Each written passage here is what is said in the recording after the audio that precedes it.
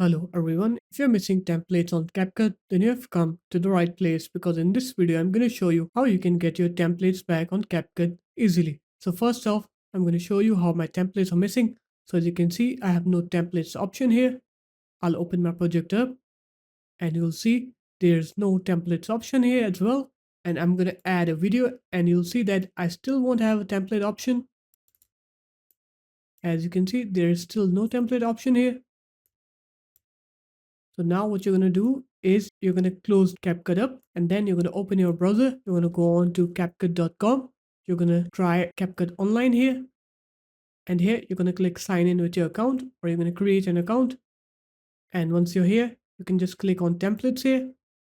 And here you can see we have all of these templates loading. So now you can just edit with these templates here. So there it is, guys. That is how you can get templates on CapCut. If you guys found this video helpful, make sure to leave a like, comment, and subscribe to the channel. And I'll see you in my next video. Peace.